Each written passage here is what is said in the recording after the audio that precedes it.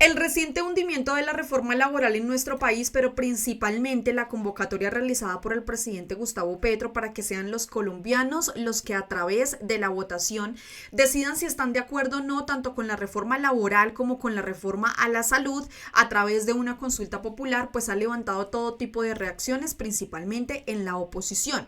Sin embargo, también ha ocasionado que personas que solamente aparecen cada 4 años cuando se acercan las elecciones, pues aparezcan de nuevo. Personas como el señor Sergio Fajardo, el candidato eterno, que aparece solamente cuando le conviene, que aparece solamente cada 4 años, para aspirar nuevamente a la presidencia de nuestro país, a pesar de que sabe que tiene más las de perder que las de ganar. El mismo que cuando el país más lo necesitaba decidió irse a ver ballenas y abandonar completamente a los colombianos a su suerte, y ya sabemos el resultado y la historia de eso y cuál fue el primer mandatario que tuvimos en su momento. Ese mismo decidió aparecer nuevamente, por supuesto, porque el año 2025 es un año preelectoral, porque se acercan las elecciones, porque además él ya ha dejado abierta la posibilidad de que va a ser nuevamente candidato presidencial. Se le ha visto ahora sí dando discursos, rondando por diferentes partes de nuestro país, lo mismo que hacen los políticos cada 4 años, pero en efecto, en ese lapso de los 4 años no se ven haciendo absolutamente nada por el país, solamente cuando les conviene. El presidente Gustavo Petro logró que en efecto Sergio Fajardo resucitara. Pues antes de irnos a lo que mencionó Sergio Fajardo y por supuesto a la gran respuesta del presidente Gustavo Petro, en donde incluso menciona a las mafias de las que incluso también vamos a hablar en este video. La invitación, como siempre, a que se suscriban a nuestro canal de YouTube. En la parte inferior de este video van a encontrar ustedes ahí el botoncito para que se suscriban. Bienvenidos al punto. No olviden por favor compartir, no olviden darle like, no olviden por favor también dejar su suscripción. Con su suscripción nos ayudan a que le podamos llegar a muchas más personas para que estén informadas sobre lo que sucede en nuestro país. Dicho esto, ya ustedes suscritos, ya ustedes habiendo dado like a este video y por supuesto habiendo compartido, quiero que empecemos con este trino del director del Departamento de Prosperidad Social, Gustavo Bolívar, que de hecho allí menciona algo sumamente importante. Vean esto: la consulta popular convocada por el presidente Petro sirve para definir si se cumple la democracia representativa. Si los senadores dicen no a las reformas laboral y salud, pero el pueblo vota sí, se confirma que el Congreso ya no representa al pueblo, sino a sus financiadores. Y por eso es el miedo de la oposición con esta convocatoria de la consulta popular realizada por el presidente Gustavo Petro, porque tienen miedo de que los colombianos salgan en masa a votar, porque tienen miedo de que los colombianos voten sí tanto a la reforma laboral como a la reforma a la salud, reformas que no han dejado pasar en el Congreso de la República, pero son esos partidos tradicionales, los partidos de derecha, los que han tenido el poder en nuestro país durante muchísimos años. Pero además hay otro hecho que ha generado bastante indignación. Con el hundimiento de esta reforma laboral, también los perjudicados, los grandes perjudicados fueron los aprendices del SENA, debido a que por medio de esta reforma laboral se buscaba que estos aprendices tuvieran un contrato laboral de trabajo, que tuvieran un contrato formal y con eso que tuvieran acceso a todas las prestaciones sociales, porque hay que tener en cuenta que los aprendices del SENA no tienen acceso a las prestaciones sociales como vacaciones, como primas y cesantías. Por eso la lucha también de los aprendices. Sin embargo, pues en medio del hundimiento, varios aprendices del SENA se dirigieron hasta el Congreso, pero se encontraron con las puertas cerradas. No los dejaron ingresar debido a un documento firmado por el presidente del Senado, Efraín Cepeda, que limitaba las visitas. Pero ya les voy a mostrar a ustedes a quienes sí dejaron ingresar al Congreso de la República. Completamente repudiable. Vean esto. En este momento, aprendices SENA exigen poder entrar al Congreso de la República. ¿Cuál es el miedo de los políticos de debatir con el pueblo? La democracia es el pueblo. Y vean ustedes lo que gritan los aprendices.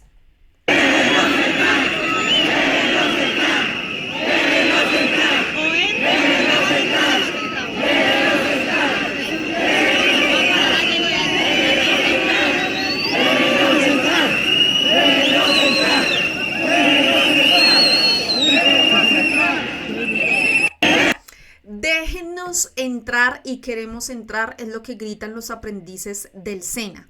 Los tratan como si fueran delincuentes. Sin embargo, a estas personas que van a hacer show, que van a hacer allá una burla completa en el Congreso de la República, sí los dejan ingresar. Vean esto. El representante del Centro Democrático, José Jaime Uzcategui, dijo en la audiencia pública que se realizó sobre el funcionamiento de las comisiones legales del Congreso, incluida la Comisión de Acusaciones de la Cámara, se pusieron máscaras de papá pitufos para ver si el presidente de la comisión da respuesta sobre los avances del juicio político contra el presidente Petro. Estos son los mismos que se encontraban en el norte de la ciudad de Bogotá, solicitando un supuesto juicio político al presidente Gustavo Petro, pero ahí los están viendo ustedes. No son ni siquiera centenares de personas solicitando el juicio político, sino es una decena, tal vez, de personas allí haciendo show en el Congreso de la República, pero por supuesto lo que más genera indignación es que a los aprendices del SENA que trabajan por los colombianos, que están exigiendo sus derechos, no los dejaron ingresar, pero a estos con máscaras de pitufos sí los dejaron ingresar. ¿En dónde está la coherencia del Congreso, pero más que todo la coherencia del presidente del Senado, Efraín Cepeda? El congresista Alfredo Mondragón se pronunció porque él ha sido uno de los congresistas en nuestro país que ha estado al frente con los estudiantes del SENA, también porque él es egresado del SENA, y él escribió: hoy le permiten el ingreso al Congreso a los invitados del Centro Democrático porque van a manifestarse en contra de Petro. Pero ayer le negaban la entrada a la juventud trabajadora porque son el pueblo defendiendo sus derechos. Se confirma, le tienen miedo al pueblo. Nos vemos en las calles, es lo que mencionó ahí Alfredo Mondragón. Completamente de acuerdo. Este acto, aparte de que se debe generar todo el rechazo, porque cómo es posible que permitan que conviertan el Congreso de la República en un circo completo, pues nos deja en completa evidencia también para quienes es que están trabajando realmente los del Congreso de la República, única y exclusivamente para la oposición, pero no para la clase trabajadora que se ve realmente perjudicada con el hundimiento de la reforma laboral. El senador Wilson Arias también se pronunció porque a través de diferentes medios ha estado la especulación de que supuestamente los estudiantes del SENA estaban intimidando a los congresistas. Vean lo que mencionó el senador. Decenas de veces han venido los aprendices del SENA al Congreso y nunca ha habido un acto de violencia. Hemos convertido sus escaleras en un espacio de pedagogía y resistencia. Solo pueden entrar burócratas y encorbatados. Efraín Cepeda, clasista y dictatorial, es lo que menciona allí Wilson Arias y en lo que concuerdo perfectamente. Sin embargo, pues yo les mencionaba a ustedes que el presidente Gustavo Petro pues ocasionó que personas también como Sergio Fajardo pues aparecieran.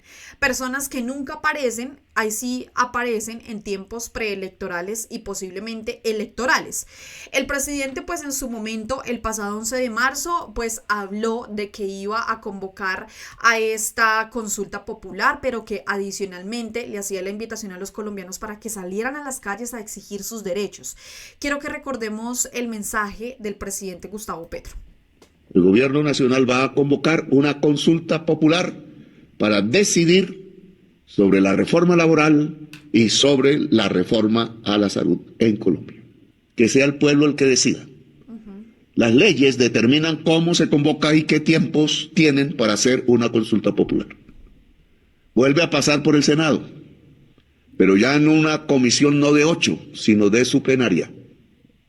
No querían que este proyecto pasara a la plenaria, pues ahora pasa. Pero no para definir el contenido del proyecto ya, sino para decidir si se convoca al pueblo o no. Nosotros creemos que la plenaria del Senado de la República debe convocar al pueblo y desbloquear institucionalmente al país, porque es necesaria la democracia en Colombia y no la dictadura. Así que el gobierno convoca al pueblo colombiano, todo, a decidir, y convoca una consulta popular para definir la reforma laboral y la reforma a la salud. ¿Asistirían ustedes a votar en esa consulta popular? Los leo a través de los comentarios, estoy segura cuáles van a ser sus respuestas de que sí van a participar en la consulta popular, pero quiero leerlos. Yo siempre los leo y por eso sus comentarios son bastante importantes. Sergio Fajardo pues se pronunció. Él escribió lo siguiente y lo vamos a leer rápidamente. El presidente odia gobernar y solo le interesa tener a la gente en las calles. Sabe que es su mejor cortina de humo, al mejor estilo de la oposición. Copia sus palabras, copia su discurso, porque han estado diciendo que supuestamente el presidente Gustavo Petro está convocando nuevamente a las calles o a una consulta popular por las elecciones del año 2026. Es lo que dice Sergio Fajardo y también la oposición. Desde el primer día su gobierno ha buscado la confrontación, denuncias de golpes de Estado inexistentes, llamados a constituyentes que generan pánico, convocatorias a manifestaciones contra los otros poderes y un populismo electorero sin fin. ¿Y qué nos dice Sergio Fajardo de esos llamados incendiarios de las noticias falsas, tanto de la oposición como de los medios tradicionales?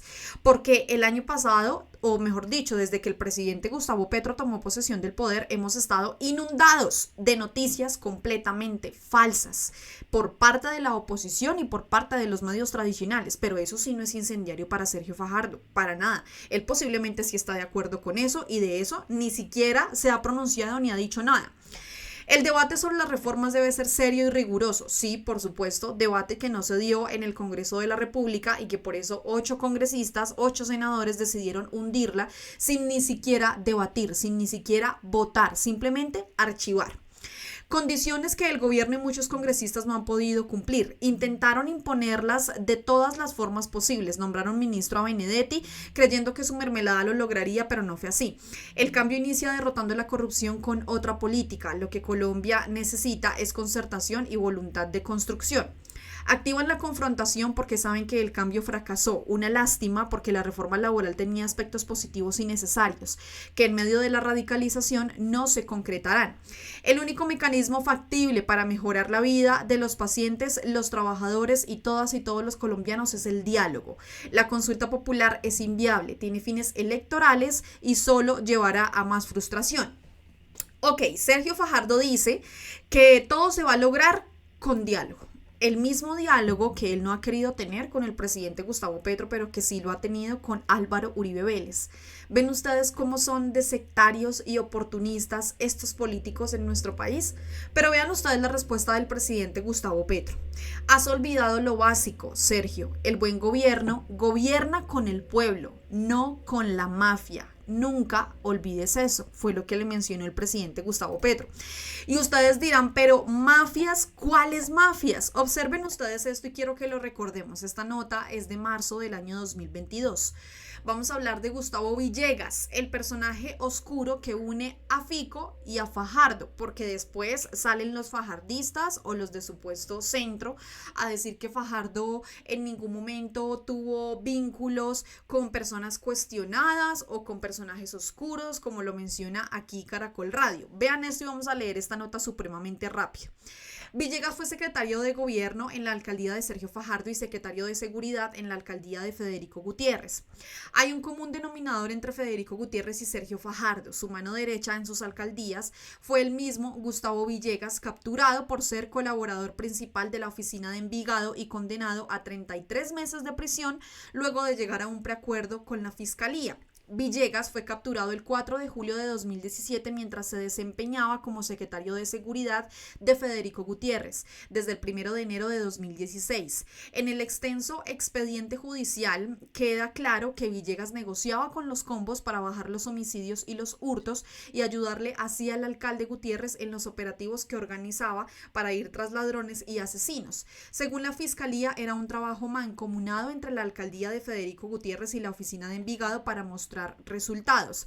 Y lo más triste es que aún sabiendo esto, los medellinenses, los paisas volvieron a votar por Federico Gutiérrez. La alcaldía de Sergio Fajardo fue acusada de pactar con los combos delincuenciales para reducir homicidios. A estos señalamientos se les conoce como la donbernabilidad, expresión que primero utilizó Lucho Garzón para describir este fenómeno. Fajardo dice que cuando él asumió la alcaldía de Medellín había acabado de concluir la negociación con los paramilitares en el gobierno de Álvaro Uribe, de ahí la disminución de los homicidios. Lo que dice Sergio Fajardo contrasta con un hecho irrefutable. El hombre que negoció con las bandas de Medellín para mantener bajas las cifras de homicidios en la alcaldía de Federico Gutiérrez es el mismo hombre que fue secretario de gobierno de Fajardo y alcalde encargado en 7 oportunidades.